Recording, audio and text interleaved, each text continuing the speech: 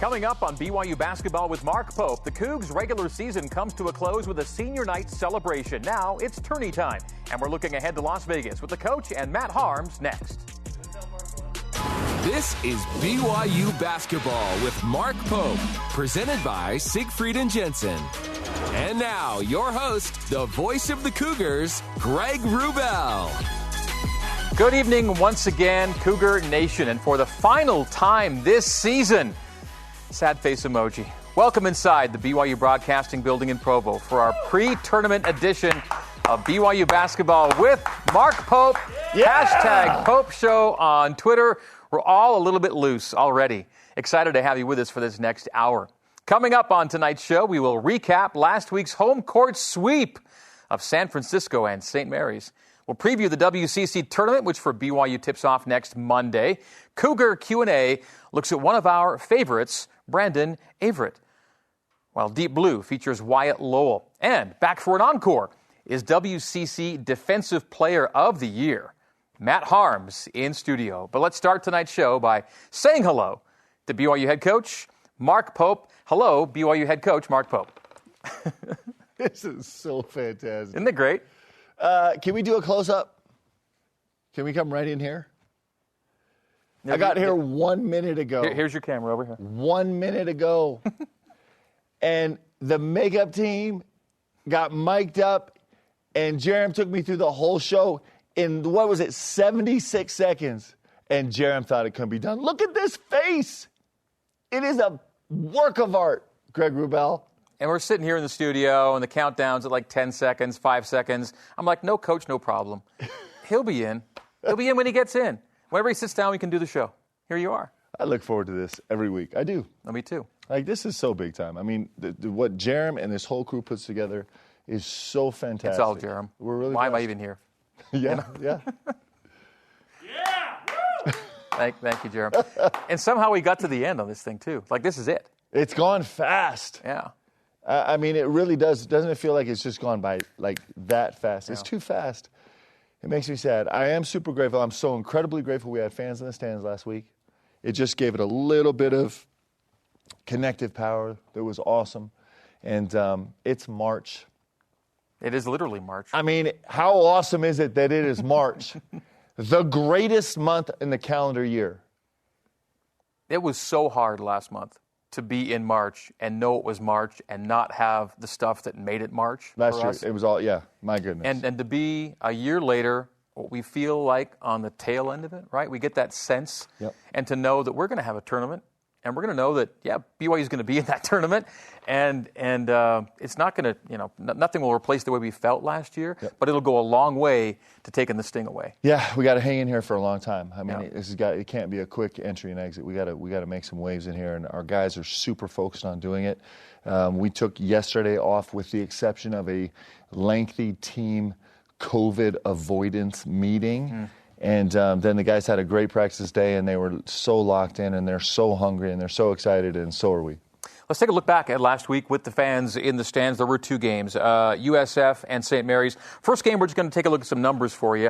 This was the Thursday game, and we're going to take a look at the video evidence of what Alex Barcelo did on this night, and it was a record-setting night. It was part of a 79-73 win for BYU, and the final score there, the final margin of 6, is maybe not indicative of the fact this was a 16-point game in the second half before these guys rallied. Yeah, and they do every time we play in San Francisco. We spread the lead, and then Shabazz just goes off and bangs 3 impossible threes in a row to make it a game. But what a really, really impressive outing by our guys. It was up and down the line. Was so impressed with what they did. First half kind of belonged to Caleb Lohner in a way. He got you to halftime with a really strong outing. And then Alex Barcelo just kept going after halftime. We're going to get to Alex's threes here in a second. But this is a team, USF, and I look at their record and I go, how does that team have that record? Because that's a really tough group. Yeah, it's an incredibly talented team, and it just seems like everything's gone wrong for them this season. They started off well. They had a huge win against Virginia, number 4 team in the country. They had a great backcourt and a ton of length returning, and everyone was super optimistic. We expected them to finish in the top 2 or 3 or 4 in the league, and then still great players, still a great coaching staff. It's hard to win. It's so hard to win, and they ended up on the wrong side of that a lot the second half of the season. With that said, everybody starts even in the WCC tournament, and don't be surprised if these guys make an epic run. I was going to say, would you be surprised if USF as an 8 seed ends up playing, in the semifinals on Monday? I wouldn't be. I wouldn't at all. Yeah. Not at all. In fact, the whole league feels like that. I mean, you look at our side of the bracket, you got Santa Clara. You didn't play Santa Clara, but I think that's a team, too, that they could rise up in this thing. I mean, you think about it. They just played the Zags to a standstill in the first half without their best player, who I'm assuming is going to be back out of, I think he was in concussion protocol for a while. So you got Santa Clara, and then the next line on the bracket, you've got Pacific, and the next line, you've got Pepperdine. I mean, who's coming out of that? Right. It just is, it's a credit to the league that the depth, the middle of the league was so strong and so compact. For a large part of the season, we had 4 or 5 teams kind of from 80 to 125, right, all in there, and it's a really competitive league. Okay, before we lose sight of Alex's big night, let's go back to it. And Alex Barcelo, career high for him in scoring and a BYU single-game record. This is, Alex, in order here. This is first half, 1 for 1, 2 for 2 from 3. That's how he gets to halftime. The second half. 3. Now he's 3 for 3. Now I'm starting to think, okay, what's the record? He's now 4 for 4. 5 for 5 straight away. This next one ties the single-game record. 6. And this has never been done. 7 for 7 from the three-point line. Alex Barcelo, history maker. It really is incredible. You think about it. BYU basketball has been around for 103 years? Is that right? A long time. Is it 100? 108. Oh, I'm so embarrassed. Forgive me for missing the first 13 years, whoever the coach was there, okay? I know that's super offensive. But 113 years. Think about that. The Marriott Center, this is the 50th anniversary of the Marriott Center. We actually had this huge thing planned where we're going to sell the joint out and do fireworks and tear down the roof and the whole deal. But with COVID, we couldn't do it, so we're going to do it on 51st anniversary of the Marriott Center. And for the first time ever in 113 years and 50 years in the Marriott Center, and we have a player go 7 for 7 from the three-point line in just a colossally epic performance. And that just is Alex Barcelo. That's who he is. Asterisk, the three-point line wasn't around for all of those years. Yeah, but I guarantee you nobody shot from that distance, 7 for 7 ever. Okay, Greg Wrubell. Yeah. We knew where you were going with it. That was too bad. My statement was 2 fallacies. 1, I said 103, and 2, I was talking about the three-point line. But since the three-point line has been around, for sure. We have to do a fact checker after the show. You know how to do that for the political debates? Uh-huh. Jared, next year, let's have a fact checker come on right at the end of the show and just be like, well, he was not accurate here, and this was a flat-out lie. It'd be like PTI, corrections at the end of the show, right? All right. All right, Caleb Lohner, I mentioned him. He is having a heck of a freshman year himself. He's not setting a record with 13 and 9, but he's getting close every game. It seems to a double-double, and once he gets one, there will be a bunch. He was great, especially in the first half. So, listen, he's 10 out of 11 games. He's been over 1 point per possession.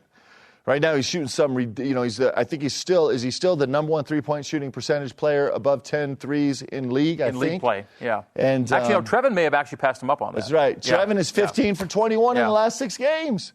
But this Caleb Lohner is, he's building it on defense. He's building it on the glass. He's the 5th leading freshman rebounder in the country. And this is at BYU, too. No BYU player has ever had he's top 5 in freshman rebounds per game. It's really remarkable. And he's done it in semi-limited minutes, although he's playing more and more. I'll tell you the thing I'm most proud of Caleb about, when young players can get to the point where I just forget that they're on the floor, and I mean that in the most positive way possible, that there's not glaring errors coming from them, that's when I feel like they've really crossed the threshold. And against St. Mary's, he played 34 minutes. He played 5 ish minutes more than anybody else on the team, and he was just in a place, and it wasn't a big scoring output for him, but just in a place where he was performing, he was filling all of his assignments, and so you just kind of forget he's out there, and you can leave him out there, and everything's going right. It's an incredible credit to what he's done the course of the season. You mentioned a phrase in regards to Caleb last week, and it was worrying about the right thing. Yes.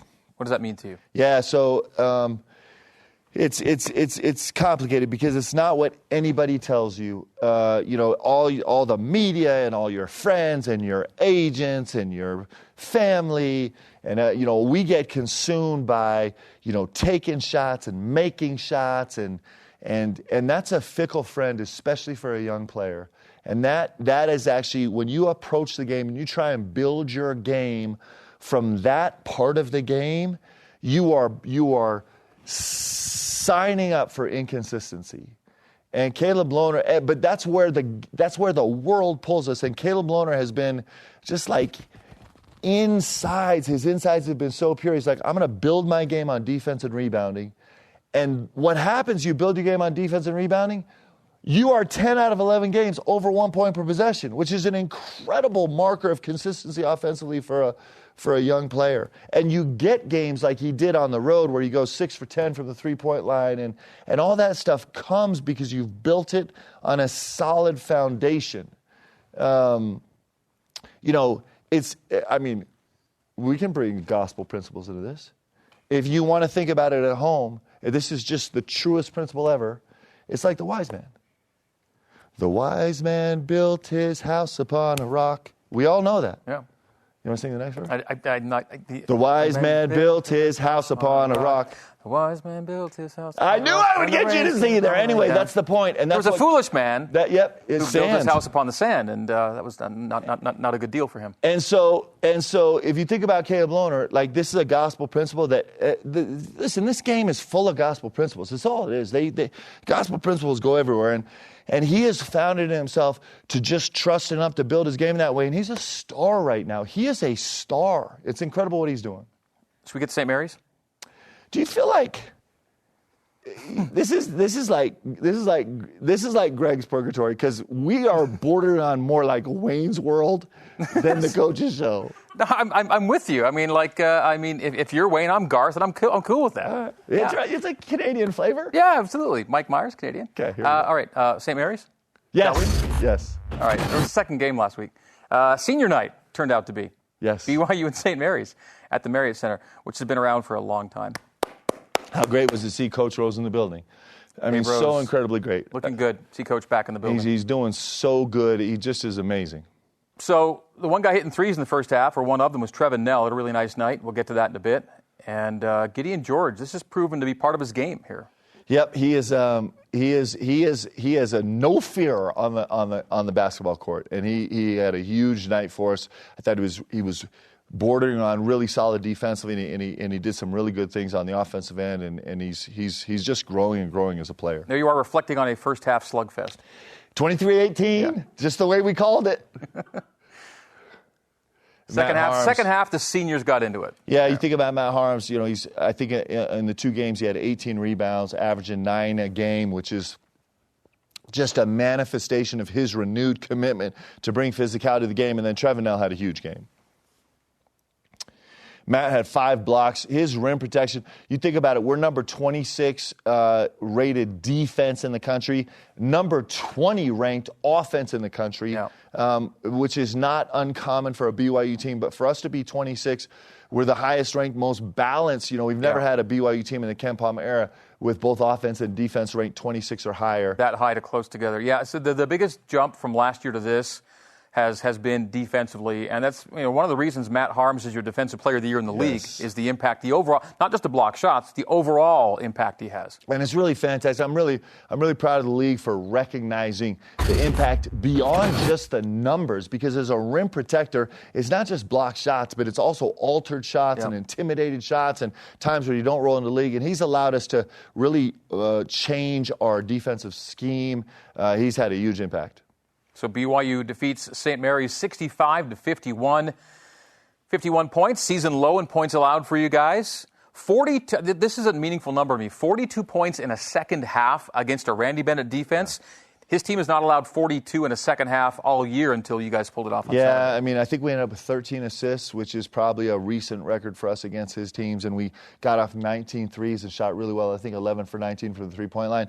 Both those numbers are so important. And way above what they normally allow in terms of assist rate and three-point rate. So you think about it, when we played there, we're 1 for 10 and from still the found a way to line. get out of there. Still found a way to win. And so, he's such an incredible coach. And it just is, anytime you can walk away with a win against that program, it's a special night. Okay, after the game, Coach Pope took the mic and then gave it to his three seniors. We heard from Brandon Averett, Matt Haarms, and then Alex Barcelo. This team, at the beginning of the year, everybody counted us out except for people in this gym and around this university. But don't get us wrong, business isn't done. All right, that's kind of the rallying cry. And it wasn't 20,000 like it was against Gonzaga a year before, but in its own way, it was a really special and unforgettable night. And part of it was those guys getting to speak to fans from the heart at the end. You know what makes senior night special is incredible seniors. And we had incredible seniors last year, and we've had incredible senior leadership this year. And that's what makes these senior nights so epic.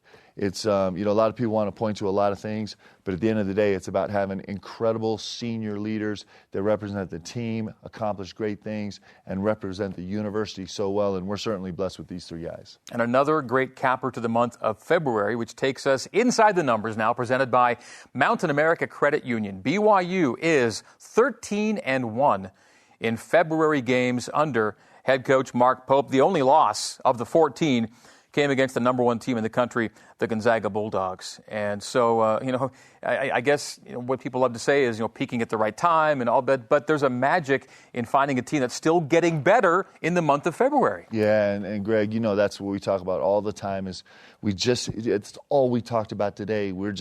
Everybody was anxious about exactly how are we going to get better today. We met as a staff for 2 hours this morning. We talked about it as a team, not just our guys' focus, but exactly the points we're working on, because we can get a lot better this week. And I'm really proud of that February number. I mean, it's not controllable all the time, but to have teams that are willing to hang in there, it's hard to get better. It takes so much energy to keep turning it around and over and upside down and seeing little ways you can get better.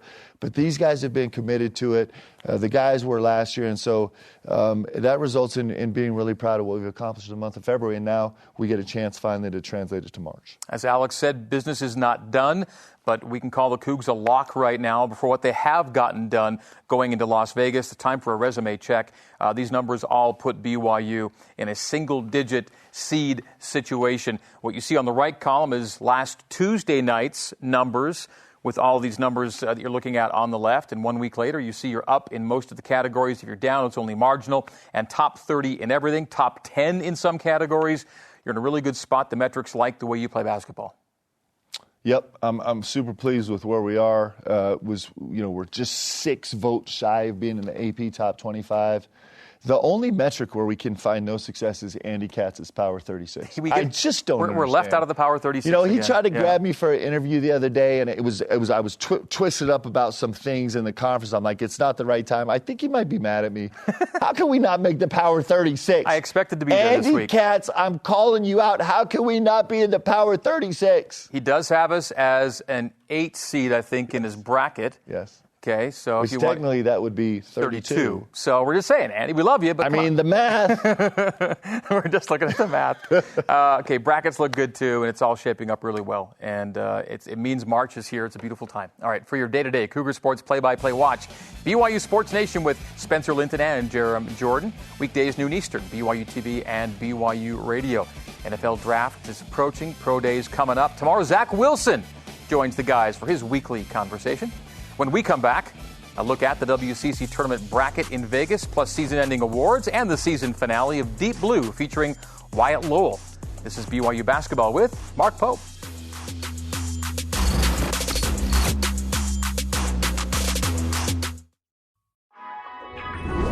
BYU Basketball with Mark Pope is brought to you by Siegfried and Jensen, helping Utah families for over 30 years.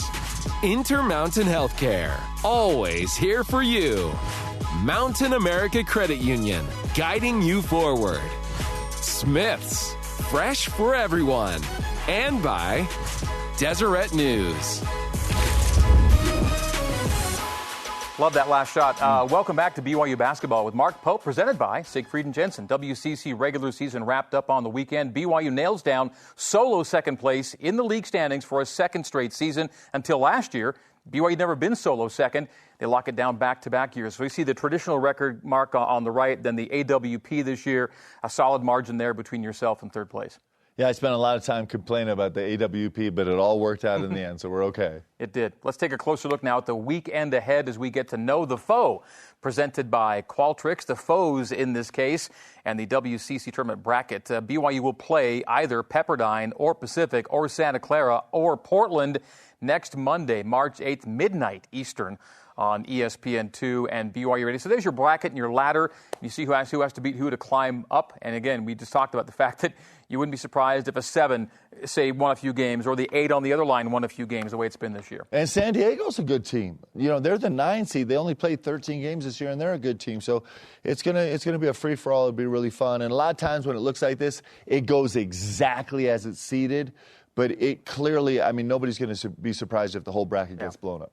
Hopefully everywhere else but where BYU is right now. Today was postseason awards day in the WCC. Gonzaga took most of the individual honors, predictably, but BYU players well represented. Let's get to the award winners. And you see the Zags with the coaches and the players, but the man in the middle is the man in the middle. That's Matt Haarms, Defensive Player of the Year. And like we talked about earlier, it's such a big-time honor, and it would have been a shame if it didn't go to him, even though you sometimes have to dig a little deeper into the numbers and understand the game better to see why he was far and away the most effective defensive player in the year. He was incredible. Yeah, and again, but if you're looking at teams in the WCC who are top 30 in defensive efficiency and defensive effective field goal percentage, it's not Gonzaga, it's BYU that's that team this year. That's right. And so we're super proud of that, and Matt was the bulwark of that. Okay, all WCC first team, a Cougar there as well. And every year BYU's been in the WCC, at least one player has made first team, and this year that one player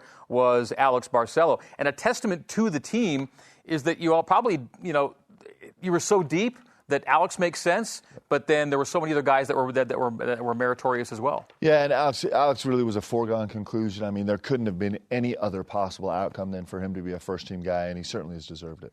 Second team, 2 of the 5 are BYU Cougars. The rest of the big 3 for BYU, Brandon Averett and Matt Haarms. So 2 of the 5 coming out of BYU. It's pretty special when all of your seniors are all-conference guys. Yeah. But that's what these guys have done this year.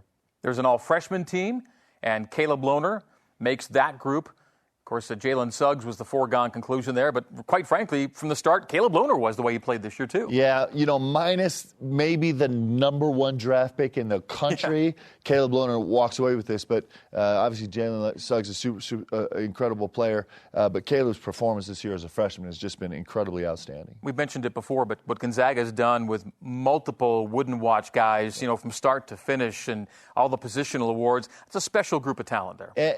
And I mean, Coach Few probably doesn't get enough credit. Even though people think he's the best coach in the country, he probably still doesn't even get enough credit because he's also taken all these star players and they play together for each other. It's really incredible what he's accomplished, and it sure is fun to try and chase those guys. It is a chase. The women's team is a 2 seed in the WCC tournament as well, and BYUtv will have coverage of all the women's games throughout the semifinals in Las Vegas. BYU will play Monday against an opponent to be determined. Coverage begins on BYUtv Thursday at 3:30. If the BYU women make the tournament championship game, I'll call that game on the radio, BYU Radio, with Kristen Kozlowski on Championship Tuesday. After the break, your questions for the coach from social media, and later, Matt Haarms makes it back-to-back weeks in studio. This is BYU Basketball with Mark Pope.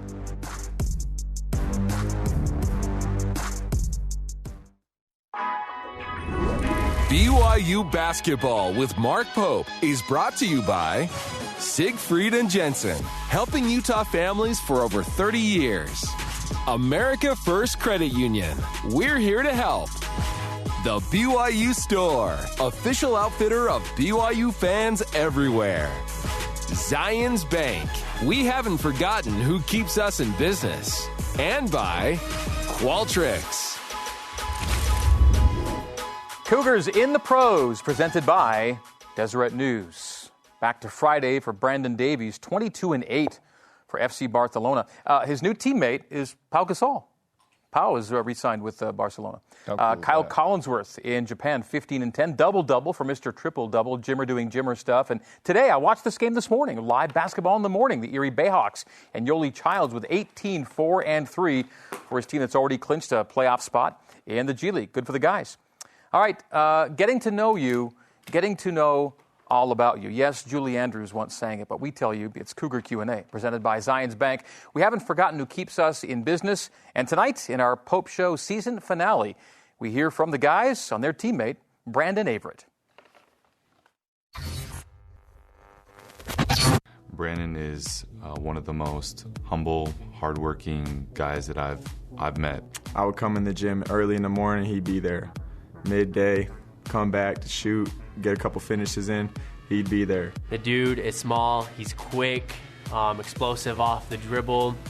He plays really hard, he's really tenacious, he's a fighter. One of the nicest guys that I know, really, humble, really quiet, but don't mistake that for 1 minute. On the court, he's going to come and he's going to give you everything he has. I've never heard him complain once. He's always got a smile, he's always just like, all right, let's get this thing done.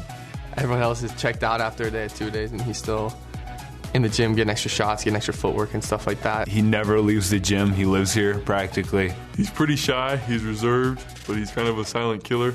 He just makes everybody feel comfortable. He's just an extremely nice guy.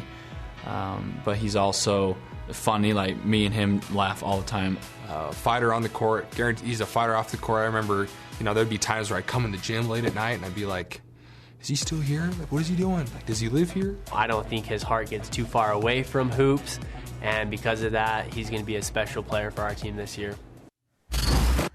Well, it took me all the way to the end of the season to finally rhyme Averett with favorite, but he's one of our favorites. Yeah, he is. And everything those guys said, especially in terms of him being in the gym. I spent some late nights in the gym, and rarely am I there in the office where Brandon's not in there doing something or other. And he's just made such an incredible contribution, not just to our team on the floor, but our locker room and this community.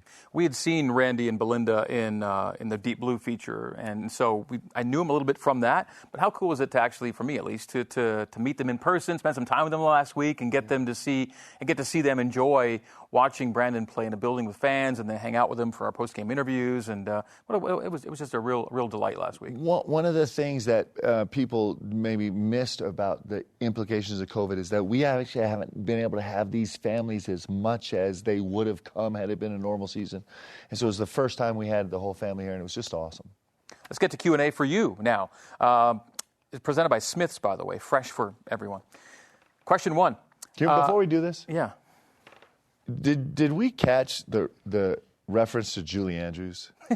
That was so fantastic. At least I didn't sing it. I didn't sing it. No, I'm just saying, this is dating me. Yeah. I'm old. And I'm older than you. But, how do you beat Julie Andrews? You just don't. Especially the song. It's just so fantastic. Coach says, Scott DN80 on Twitter. Coach, great season so far. We should do all musicals. Next year, for the coach's questions, let's do all musicals. Okay, sorry, I interrupted you twice. Scott wants to know what do you guys need to do to move closer to being the number 1 seed in the WCC? That is not a complicated. It's not a complicated question. We got to beat the Zags. Now, actually doing that is hard. What's really interesting about our league, what's so fantastic about our league, is that if we win the WCC tournament championship, we've essentially won the national championship because we beat the best team in the country. Yeah. And so that's where you want it to be. I think we talked about this on the show last week, or maybe in the radio show, about how grateful, how wonderful it is that we have the number 1 ranked team in the country this year and last year. And they're not somewhere far off in the East where we just watch them on TV and we don't really know what that means. Mm-hmm. We get to face them 2 and 3 times a year. And so our ultimate destination is staring us right in the face. And we get to feel how physical they are and how quick they are and how long they are and how they play. And so we got to beat them. What better prep could you have, too, for what lies ahead for you, right? By the numbers, we're not going to play a tougher team in the NCAA tournament. Second question from Ames Flames. Coach Pope, you wanted the tough question, so here's one. Why do you shave your head? You clearly have a stellar hairline. I'm going to tell you, so you want the honest answer? Yeah. Like, can we do this? Are we allowed to give the honest answer? We demand that. Jerem is so nervous right now. So here's the thing. We can handle the truth. There we go. Look at this. The thing is that it's a time saver because there's two great things about this. One, I do it myself. It takes like 4 minutes and 20 seconds. And then for the next 10 days, I never have to look in the mirror. So think about all the time that I've saved where we could focus on our players and the game and everything. Like, we spend a lot of time trying to simplify. You'll be surprised to hear this, but I wear about the same sweatsuit every single day. Because, again, it's just taking decisions out of the equation and where we can focus on the job at hand. When it comes to hair care, everything you said resonated with me. The only difference being I do it out of necessity. You do it by choice. You like it that way, and I'm like, I got to kind of go this route. At some point, I'd like to grow it out one last time before I can't anymore. Yeah. But we got to win big here in March before we do that. Okay. Is that kind of like a half promise that we're going to see it if you guys win big? Ooh, I don't know. Yeah. Like Caleb Lohner style? Oh, man, would that be so epic if we rolled into Media Day next year before this? You guys looking exactly Caleb alike. And I had matching hair. What? Well, as good as this season and this team have been, a couple of key players have had to watch from the sidelines for much of the year. Gavin Baxter lost for the season in the second game with a torn ACL. And around midseason, Wyatt Lowell's year ended with an Achilles tear, his second significant injury in the last 6 months. But as we learn in tonight's edition of Deep Blue, Wyatt was built to bounce back from setbacks. Right now, I guess especially recently with the injury and the things kind of going on, I've asked a lot of why is this happening or what's really going on, and it's put me in some dark places and has made me question things. But if there's one thing that I've learned through this recent process and this recent trial, it's that I can do hard things and that I look forward to doing hard things. It makes me better, and it also makes those that are around me better. Hard is good. And so I think with the upcoming season and just the rest of my career, if things get hard, it's my time to push through it and shine and try to be my best. So Wyatt had an incredibly unfortunate setback, tore his shoulder this summer, and so he had surgery right away, and we're like on this time crunch where there's a chance we get him back before the first game of the season. Like, it's going to be really close. And are special, and this one in front of us is special. Wyatt Lowell, who's just getting healthy from a shoulder surgery he had in the summertime, he went down and is in a lot of pain.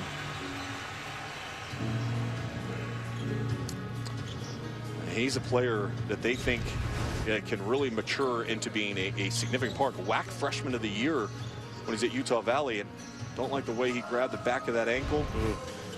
Almost it was like a non-contact injury.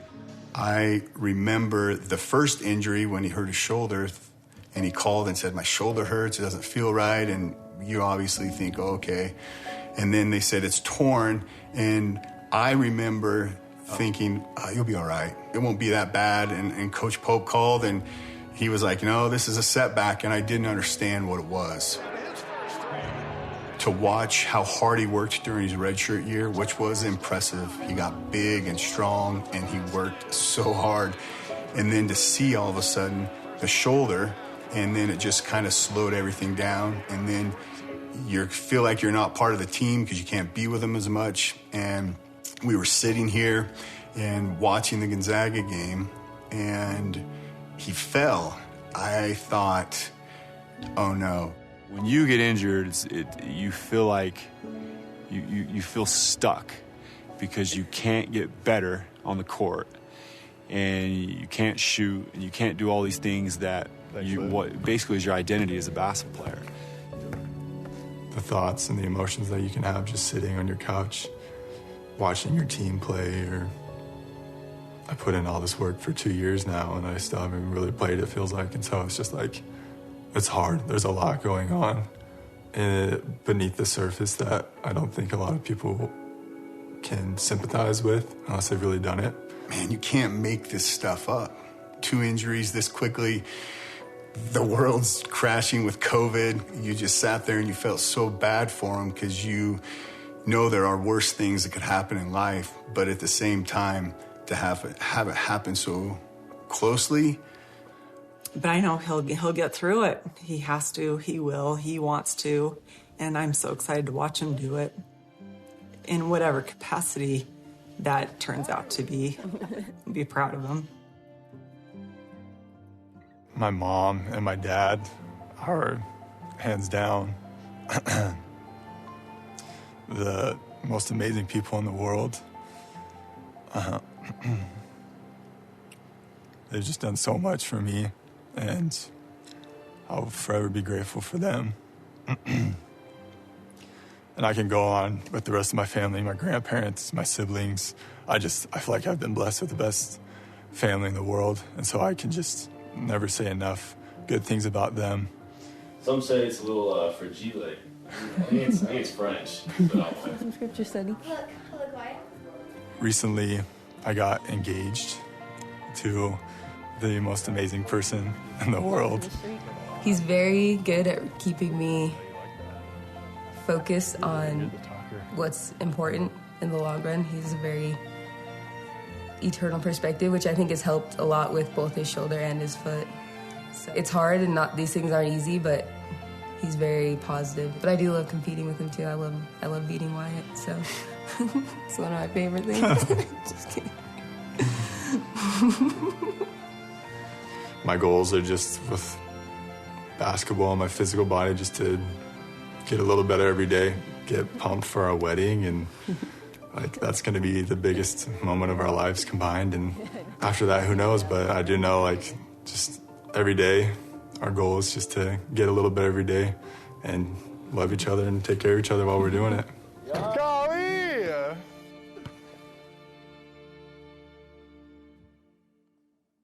We're talking about Wyatt here in a bit, but what a couple. He's a conference freshman of the year. She was a superstar soccer player here at BYU, and they're together and getting married, and I look forward to Wyatt's recovery and return. It's going to be a great story that hasn't yet, clearly not finished. Yeah, if you watch it again, you're going to see that moment when she says, "I love beating Wyatt." And first of all, they're so in love, and they're so fantastic. They're both just two of the most extraordinary human beings.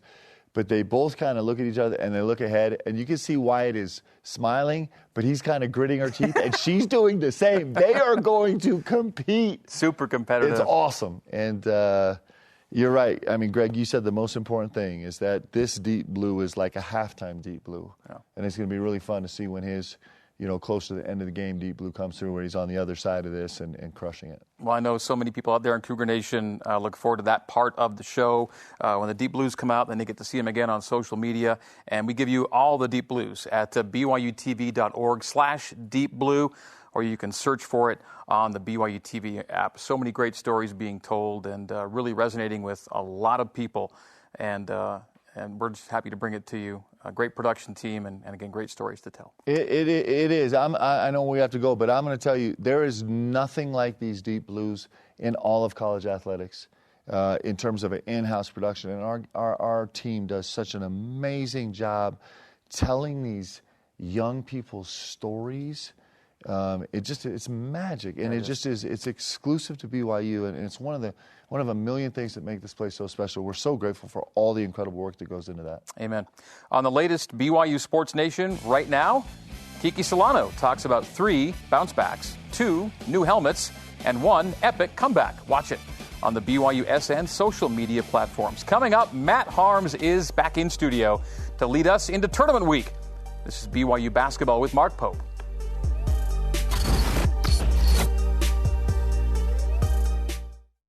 Welcome back to BYU Basketball with Mark Pope, presented by Siegfried and Jensen.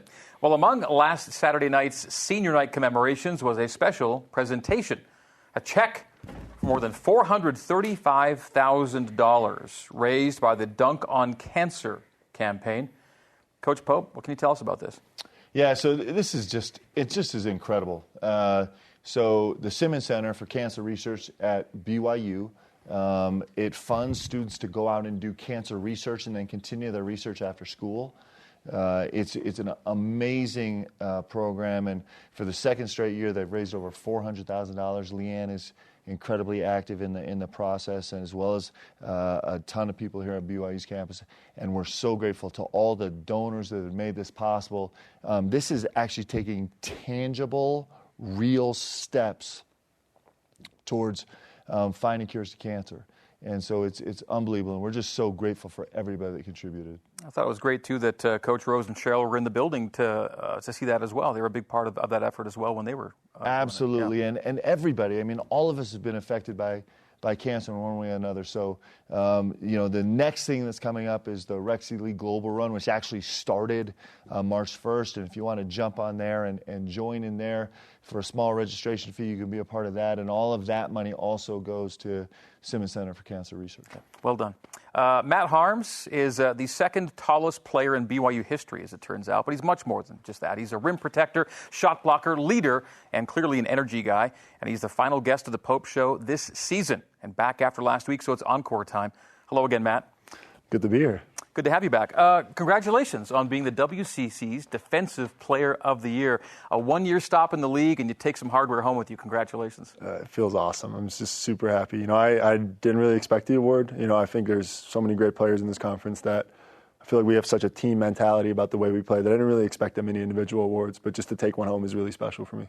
And Mark, the block numbers stand out, but it's more than just that particular part of it. Well, you think about the voting, okay, that takes place, and it's especially for a Defensive Player of the Year. So every staff in the league votes, and so with an award like this, where you don't necessarily just look at one particular statistic, every coaching staff is dealing with their own personal experience, and so it just tells you what an impact Matt has in the eyes of the other teams. Is like, we don't know how to manage the problems he causes on the defensive end. So not only does he have a game like he did against St. Mary's where he has 5 blocks and just controls the paint, but also teams are talking about his rim protection. He's got incredible feed and ball screen defense. He's got this magical ability to kind of be at the point of the screen and retreat and guard 2 at the same time. He's a great communicator on defense. He's really had an unbelievable week, like we talked about, rebounding the ball. So he's just made a huge difference. I mean, like I said, we're in rarefied air for BYU defensively, and that is built on the lofty shoulders of the great Matt Haarms. How about that for an introduction? That was poetic. Let's go. Matt, if you could be objective about yourself for a moment and say, okay, that there was the Matt Haarms at Purdue. How did BYU Matt Haarms look any different from maybe your first 3 years? What happened to you this year, if anything did, to maybe even take you up a notch? I don't think anything that's tangible, numerical had really happened. I think I just got a lot smarter. Like Coach Pope said, just me being able to be at the screen but back at the same time, guarding the roll but the man coming off the screen at the same time. Those are just the kind of things that I learned, in my short time here that have really helped me just, I feel like, stand out on the defensive end. I feel like the defense is really tailored to me. The way we guard ball screens is really tailored to what I do really well. So I'm just placed in a great system and with some great coaching staff that's really helped me to control the space. How nice is it to be part of a nationally elite defensive team right now?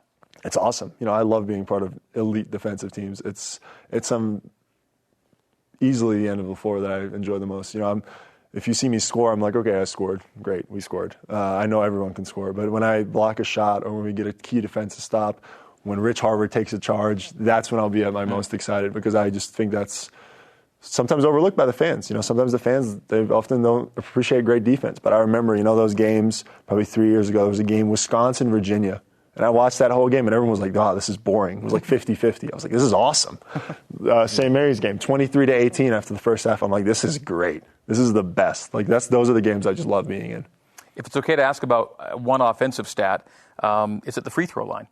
You're almost 20% over your Purdue free throw percentage in your senior season at BYU. What does it take for that kind of improvement?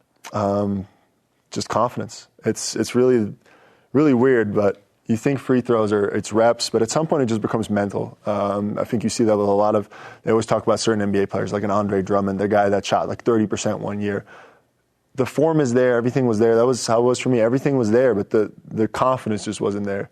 And just coming here, I just had that. I kind of regained my confidence and got my swagger back a little bit.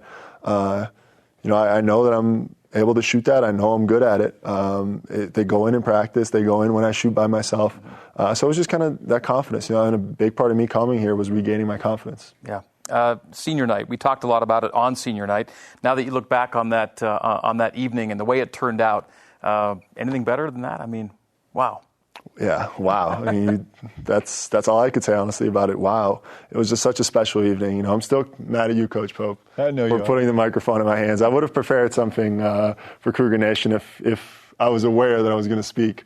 But, you know, what I did say after that game was completely from the heart. I'm so appreciative of the opportunity that I got here. And, you know, it was emotional. Before the game, I definitely got, you know, very emotional. I saw my parents on the screen waving at me. And, you know, even though they weren't there, I knew they were watching the game and there for me. So it was really special for me. We have to kind of hustle, but I want you to lead us into WCC Tournament Week and maybe the postseason for BYU. Speak for the team in terms of what you guys hope to get done. Well, this week we're just going to get better. You know, we don't know who we're playing yet, so we're just going to get better. We're going to get better. We got better today. We're going to get better tomorrow. We're going to take this whole week to get better against whoever we play, and then we're going to be ready for whoever we play on Monday. Quick final word from the coach on what Matt Haarms has meant in 1 year at BYU. Well, I'll be super brief, but you think about we walked into halftime 23-18, and what Matt Haarms, you know, we talk a lot about Alex Barcelo and Brandon Averett's leadership, but Matt Haarms is like the foundational calming piece of this team. And you walk in the locker room, and because of Matt Haarms, the team is in the locker room before I get in there, and they're talking about like, hey, we're getting stops. We can get stops all night long. It is such a confidence builder on the team. And so those guys walk out of halftime being like, hey, we didn't play great offense, but we can hold them to 18. We can do it again in the second half. We know we're going to win the game. It's like a given, and that's what Matt's brought to this team. I wish we should have had him on the show because how good is he? It's incredible. If you ever can't make it. Yeah. Matt, thanks again for coming in, and thanks for being a Cougar. We appreciate it. Thank you for having me. All right, that's Matt Haarms. As we go to break, here's this week's trivia question presented by the BYU Store. Who holds the BYU record for most points scored in a conference tournament game? The answer next. Stay with us.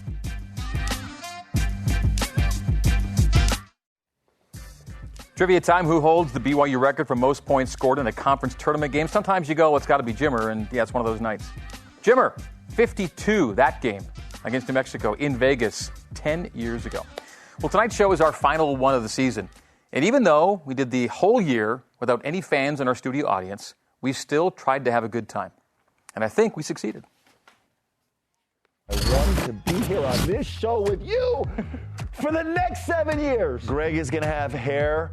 I'll bring some hair too. I left because he would never curse in practice.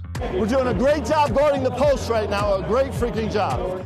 The one loner was Caleb Lohner. The second loner was Spencer Linton. I could be the star center on the bathroom painting wall team. I've come to see him as like a father figure, like a hero figure in my life. Gideon George is going to have an impact on this planet because of who he is, not because of who he is as a basketball player. All I know is that the kids back home, they're excited about it. They're grateful for it. It's called the potpourri. Potpourri! Hey. Okay. We need to get a marketing meeting going. Greg's got all these genius ideas. I swear we did not script that out. No, that's the wrong video. How's your tenure been at the free throw line when we brought up your significant other? It's 100%. I'm just saying.